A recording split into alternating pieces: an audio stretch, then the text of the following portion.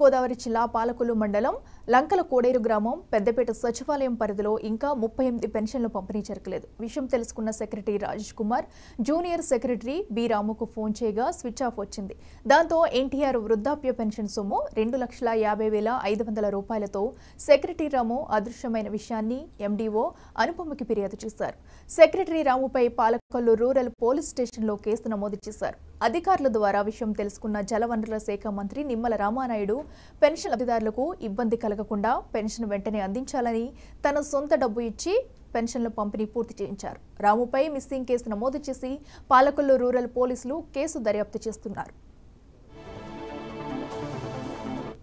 2024 సంవత్సరం ఎన్టీఆర్ భరోసా పెన్షన్స్ పంపిణీ కార్యక్రమంలో భాగంగా లంకల కోడేరు 2 సచివాలయంలో గ్రేడ్ 5 సెక్రటరీగా పనిచేస్తున్నటువంటి బదావత్ రాము అనేటటువంటి సెక్రటరీ గారికి 38 పెన్షన్లు పంపిణీ చేసే నిమిత్తం 2,50,500 రూపాయలు ఇవ్వడం జరిగింది. అయితే నిన్న 8:30 ఆ ప్రాంతం అవుతున్నప్పటికీ ఆయన పెన్షన్ డిస్బర్స్మెంట్ స్టార్ట్ చేయకపోవడంతో ఆయన ఫోన్ ట్రై చేయగా ఆఫీస్ నుంచి స్విచ్ ఆఫ్ వచ్చింది. ఆ తర్వాత ఫీల్డ్కి వెళ్ళి ఎంక్వైరీ చేయగా అతను ఆ డబ్బులతోటి వెళ్ళిపోయినట్టుగా మాకు తెలియవచ్చింది.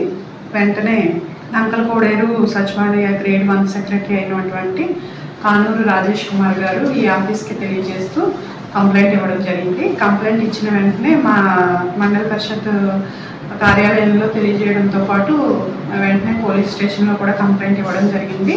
దీని మీద పోలీస్ ఎంక్వైరీ జరుగుతూ sub inspector of police Palakollu rural station వారు ఎఫ్ఐఆర్ నెంబర్ 123/2024 ఎఫ్ఐఆర్ని కూడా నమోదు చేయడం జరిగింది.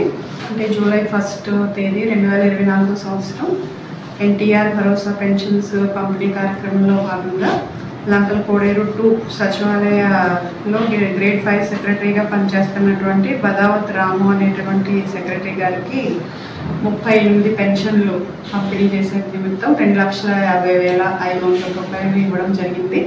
అయితే నిన్న 8:30 ఆ ప్రాంతం అవుతున్నప్పటికీ ఆయన పెన్షన్ డిస్బర్స్మెంట్ హుజూరాబాద్ ఎమ్మెల్యే పాడి కౌశిక్ రెడ్డి